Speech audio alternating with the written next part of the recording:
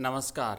यह है आज़ादी के बाद का स्वर्णिम भारत कक्षा 12 के लिए एक प्रश्न पत्र में लाया हूं। आप देख पा रहे हैं अर्धवार्षिक का ये प्रश्न पत्र है और ये 2021-22 का है। तो 2021-22 से लेकर के 25 तक के सारे पेपर्स हमारे पास अवेलेबल हैं।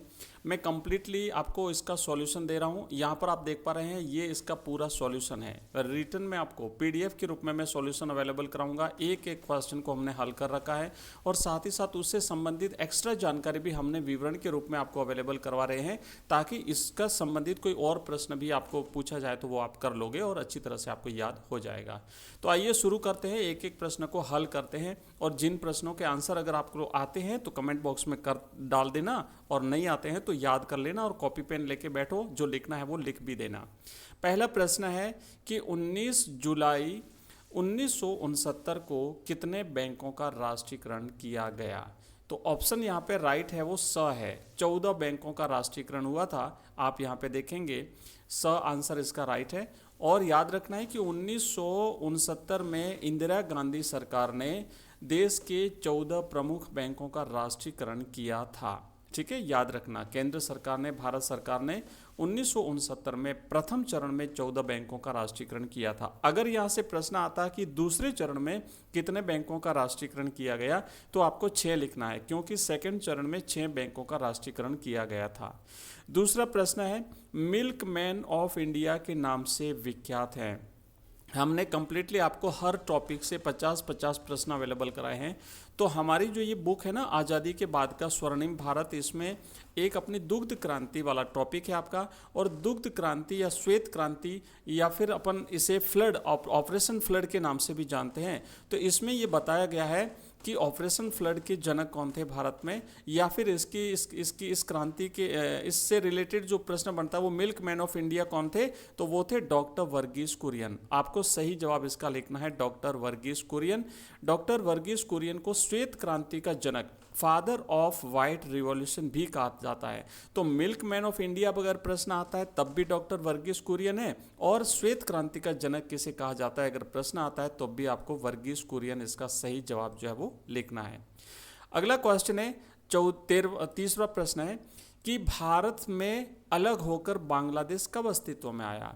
तो बांग्लादेश एक्चुअली पहले पाकिस्तान बन गया था, पूर्वी पाकिस्तान के नाम से जानता था, लेकिन स्वतंत्र बांग्लादेश के रूप में देश का उदय जो है वो 1971 में हुआ था। तो तीसरे प्रश्न का आंसर आपको ध्यान से लिखना है। 1971 में भारत पाक युद्ध के बाद बांग्लादेश एक स्वतंत्र राष्ट्र बना था। मैं आपको बता दूं, वैसे ये जितने भी प्रश्न है ना, आप यहाँ पे पेपर में देख पा रहे हो, आपका जो पेपर आने वाला है उस पेपर में भी सेम हूबहू यही प्रश्न छपने वाले हैं। मैंने कंप्लीटली आपको पूरा का पूरा 5 चैप्टर्स हमने इसके 50-50 प्रश्नों की सीरीज दी है। अगर आपने नहीं देखे हो वो वीडियो, तो इस वीडियो के डिस्क्रिप्शन में आपको हमारी पूरी प्लेलिस्ट की लिंक मिल जाएगी, वहाँ से आप एक एक वीडियो को देख सकते हैं। कंप्लीट आपका पूरा रिवीजन हो जाएगा। नेक्स्ट हमारा चौथा प्रश्न है कि भारतीय परमाणु ऊर्जा के जनक कौन थे? तो यहाँ पे जो ऑप्शन दिया हुआ है उसमें बच्चों राइट आंसर करना है आपको। डॉक्टर होमी जहांगीर भाभा भारतीय परमाणु ऊर्जा के जनक जो है वो माने जाते हैं, और ये यहाँ पे आंसर भी हमने लिखा हुआ है। अगर आप ये पीडीएफ चाहते हो तो मुझे इस वीडियो के कमेंट बॉक्स में कमेंट डाल देना कि सर इसकी पीडीएफ भेज दो, तो मैं आपको हमारे टेलीग्राम चैनल पे इसकी पीडीएफ भेज दूंगा। टेलीग्राम चैनल का लिंक इस वीडियो के डिस्क्रिप्शन में दिया हुआ है, आप ज्वाइन कर सकते हैं।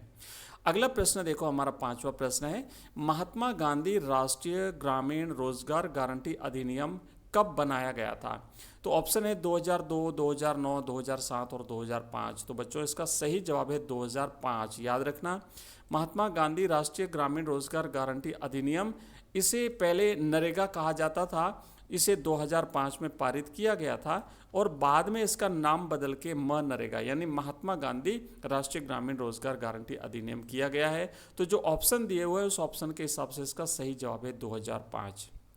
नेक्स्ट प्रश्न देखो, अगला 6ठा प्रश्न है कि भारत में सूचना क्रांति का अग्रदूत माना जाता है।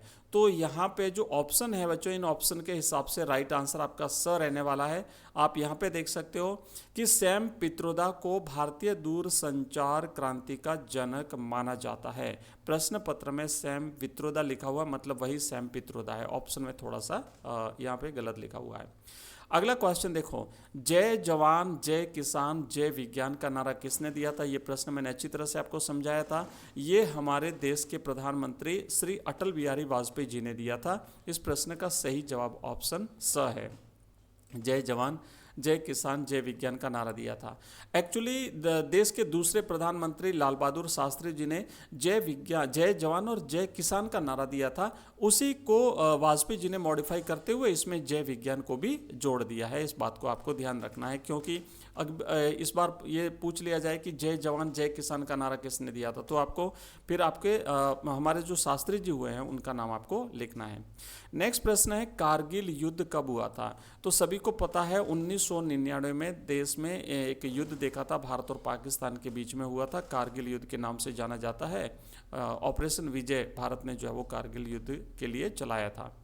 अगला क्वेश्चन है, किस नदी को दक्षिण भारत की गंगा कहा जाता है? बच्चों, इससे रिलेटेड प्रश्न बहुत बार पूछा गया है, तो याद रखना है गोदावरी नदी को भारत की दक्षिण भारत की गंगा कहा जाता है। गोदावरी को उसकी लंबाई और इसके महत्व के कारण अक्सर दक्षिण गंगा भी कहा जाता है। दक्षिण गंगा या दक्षिण भारत की गंगा के नाम से भी जाना जाता है। 10वां प्रश्न है, 1991 में भारत में निम्न में से किस संकल्पना को नहीं अपनाया गया? उदारीकरण, निजीकरण, राष्ट्रीयकरण या फिर वैश्वीकरण? तो राष्ट्रीयकरण इसमें शामिल नहीं था, है ना। बाकी एलपीजी आपको याद रखना है। एलपीजी, एल का मतलब लिबरलाइजेशन यानी उदारीकरण, पी का मतलब प्राइवेटाइजेशन यानी निजीकरण, और जी का मतलब ग्लोबलाइजेशन यानी वैश्वीकरण। अगला प्रश्न है हमारा, इसरो की स्थापना सन हुई थी? रिक्त स्थान वाले प्रश्न है, तो ये मैंने कई बार आपको बता दिया है। इसरो की स्थापना से रिलेटेड निश्चित रूप से आपके प्रश्न बनेगा और सही जवाब रहेगा 1969। इसरो की स्थापना 1969 में हुई थी। इसरो जो है वो हमारे भारतीय अंतरिक्ष कार्यक्रम से जुड़ा हुआ एक संस्थान है। इंडियन स्पेस रिसर्च ऑर्गेनाइजेशन, इसकी फुल फॉर्म अगर पूछी जाती है तो आपको लिखना है भारतीय अंतरिक्ष अनुसंधान संगठन। नेक्स्ट प्रश्न है 12वां, हरित क्रांति के फलस्वरूप फसल की पैदावार में सर्वाधिक बढ़ोतरी हुई थी? देखो, दो फसलें थी, गेहूं और चावल। अगर एक लिखो तो गेहूं लिखना है, नहीं तो आप दो लिख सकते हो। सर्वाधिक वृद्धि जो है वो गेहूं की फसल में हुई थी, तो इसका आंसर आप यहाँ पे लिखेंगे गेहूं, ठीक है ना, वीट। अगला क्वेश्चन देखो, नेक्स्ट है कि भारत के प्रधानमंत्री को भारत में संचार क्रांति लाने का श्रेय दिया जाता है राजीव गांधी को। तो राइट आंसर यहाँ पे आप लिखोगे राजीव गांधी। मैं कंप्लीटली आपको ये पीडीएफ अवेलेबल करवा दूंगा, ठीक है ना। पीडीएफ के लिए आपको कमेंट बॉक्स में कमेंट करना पड़ेगा। आप यहाँ पे देख पा रहे हो राजीव गांधी, ये इस प्रश्न का राइट आंसर है। नेक्स्ट प्रश्न है कि सन 1989 में संविधान के कौन से संशोधन के जरिए वोट देने की आयु सीमा 21 वर्ष से घटाकर 18 वर्ष की गई है? तो आपको याद होगा कई बार हमने इसे किया। 61वें संविधान संशोधन में जो हमारे यहाँ पे वयस्क मताधिकार था वो 21 वर्ष से घटा करके 18 वर्ष किया गया है। 61वां संविधान संशोधन। नेक्स्ट क्वेश्चन है कि भारत में विमुद्रीकरण के उद्देश्य से सरकार ने सन रिक्त स्थान में 500 और 1000 के नोटों का चलन बंद कर दिया था। तो हमारे यहाँ नोटबंदी जो हुई थी वो उसके बारे में पूछा है, कब हुई थी? तो आपको ध्यान है 2016 में मोदी जी की सरकार ने जो है वो नोटबंदी करी थी और उसमें 500 और 1000 के जो नोट थे, पुराने नोट, उसको बंद कर दिया गया। अगला प्रश्न है, शिक्षा का अधिकार अधिनियम भारतीय संविधान के अनुच्छेद में शामिल किया गया है? तो शिक्षा का अधिकार अधिनियम जो है वो 21 क में शामिल किया है और इसे बच्चों के लिए मूल अधिकार बना दिया गया है। 6 वर्ष से लेकर के 14 वर्ष के आयु वर्ग के जो बच्चे हैं उनको अनिवार्य शिक्षा प्राप्त करने का मूल अधिकार दिया गया है और इसे भारत के संविधान के अनुच्छेद 21 का आर्टिकल 21A में शामिल किया गया है। नेक्स्ट प्रश्न है, स्वच्छ भारत मिशन का प्रारंभ की जयंती पर हुआ? तो गांधी जी की जयंती पर 2 अक्टूबर को स्वच्छ भारत मिशन की शुरुआत हुई थी। इस प्रश्न का राइट आंसर है।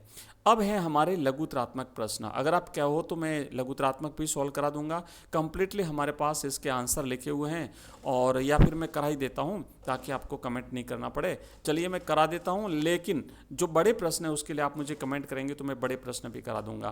प्रश्न है कि शिमला समझौता किन देशों के मध्य हुआ था? तो भारत और पाकिस्तान के बीच में 1972 में शिमला समझौता हुआ था। याद रखना, भारत और पाकिस्तान के बीच में 1972 में भारत की तरफ से इंदिरा गांधी और पाकिस्तान की तरफ से जुल्फिकार अली भुट्टो ने इस पर हस्ताक्षर किए थे। 1971 के भारत पाक युद्ध के बाद यह समझौता हुआ था। नेक्स्ट प्रश्न है, ऑपरेशन फ्लड से आप क्या समझते हैं? तो श्वेत क्रांति या दुग्ध क्रांति जिसे हम कहते हैं, उसके लिए जो ऑपरेशन हुआ था, ऑपरेशन का मतलब जो एक कार्यक्रम चलाया था ऑपरेशन फ्लड, ये एक डेयरी विकास कार्यक्रम था जिसका उद्देश्य भारत में दुग्ध उत्पादन को बढ़ावा देना था। इसे श्वेत क्रांति भी कहा जाता है। डॉक्टर वर्गीस कुरियन इसके जन्मदाता माने जाते हैं। नेक्स्ट प्रश्न है, वीडियो कॉन्फ्रेंसिंग वीसी क्या है? तो वीसी से तात्पर्य है, देखो यहाँ पे कंप्लीटली हमने इसकी आंसर इसका लिखा हुआ है कि यह एक ऐसी तकनीक है जिसके माध्यम से दो या दो से अधिक स्थानों पर बैठे लोग ऑडियो और वीडियो के जरिए एक दूसरे से रूबरू बात कर सकते हैं जैसे कि वे एक ही कमरे में बैठे हुए हो। इसे वीडियो कॉन्फ्रेंसिंग कहते हैं। नेक्स्ट प्रश्न है कि वैश्वीकरण क्या है? वर्तमान विश्व अर्थव्यवस्था पर इसके कोई दो प्रभाव लिखिए। तो वैश्वीकरण से तात्पर्य क्या है बच्चों? वैश्वीकरण का अर्थ है देश की अर्थव्यवस्था का विश्व की अर्थव्यवस्था के साथ एकीकरण। इसके दो प्रभाव, पहला तो आप लिख सकते हैं कि व्यापार और निवेश में वृद्धि, और दूसरा लिख सकते हैं प्रौद्योगिकी का आदान प्रदान और बहुराष्ट्रीय कंपनियों का विस्तार। अगला क्वेश्चन देखिए, नेक्स्ट है हमारा, आधार कार्ड के कोई दो लाभ लिखिए। तो आधार कार्ड के बहुत सारे लाभ हैं, उसमें आप लिख सकते हो कि ये हमारी पहचान और पते का प्रमाण है, और साथ ही साथ सरकारी योजनाओं का लाभ सीधे बैंक खाते में प्राप्त करने के लिए डीबीटी के लिए आधार जो है वो आवश्यक माना गया है। नेक्स्ट प्रश्न है, स्वच्छ भारत मिशन का महत्व लिखिए। तो स्वच्छ भारत मिशन का उद्देश्य भारत को खुले में शौच से मुक्त कराना, ओडीएफ, स्वच्छता के प्रति जागरूकता फैलाना और बीमारियों को कम करके जन स्वास्थ्य में सुधार करना इसका प्रमुख उद्देश्य है। और अगला क्वेश्चन देखेंगे आप कि नीति आयोग का गठन कब किया गया था? आपको याद होगा पहले प्लानिंग कमीशन था, योजना आयोग था, और योजना आयोग के स्थान पर 1 जनवरी 2015 को नीति आयोग की स्थापना की गई है। और इसी के साथ हमारे ये वाले प्रश्न पूरे होते हैं, और अब शुरू होते हैं निबंधात्मक प्रश्न। मेरे पास कंप्लीटली सारे के सारे प्रश्न रेडी हैं, लेकिन इसके लिए आपको जो है कमेंट बॉक्स में कमेंट करना पड़ेगा। आप अगर कमेंट करते हैं तो मैं इन सभी प्रश्नों के आंसर आपको अवेलेबल करा दूंगा। आप कमेंट कर दीजिए कि सर निबंधात्मक प्रश्न भी करा दीजिए, और इसकी पीडीएफ आपको हमारे टेलीग्राम चैनल में मिलेगी। उसके लिए आपको मैसेज करना पड़ेगा, मुझे कमेंट डाल दीजिए। और इसके अलावा अगर आप कंप्लीटली सारे के सारे टॉपिक पढ़ना चाहते हो, क्वेश्चन आंसर, टॉपिक तो नहीं लेकिन प्रश्न उत्तर, हमने सभी टॉपिक के 50-50 प्रश्न उत्तर आपको अवेलेबल करा दिए हैं, जिसकी लिंक इस वीडियो के डिस्क्रिप्शन में मिल जाएगी, जहाँ पे पूरी प्लेलिस्ट मिलेगी आपको आज़ादी के बाद स्वर्णिम भारत, और साथ ही साथ ऊपर आई बटन पर आपको लिंक मिलेगी वीडियो की, वहाँ से भी आप देख सकते हैं। ये क्लास कैसी लगी आपको मुझे बताइए। अगर वास्तव में ये क्लास आपको पसंद आई है तो आपसे एक निवेदन रहेगा, इस क्लास को हाइप करना है। आपको लाइक जैसे करते हैं ना, वैसे हाइप भी करते हैं, तो हाइप करिए, क्लास को लाइक करिए, ज़्यादा से ज़्यादा अपने दोस्तों तक शेयर करिए, थोड़ा सा अपने दोस्तों की भी हेल्प कर दीजिए। मिलते हैं अगली क्लास में, तब तक के लिए जय हिंद, जय भारत।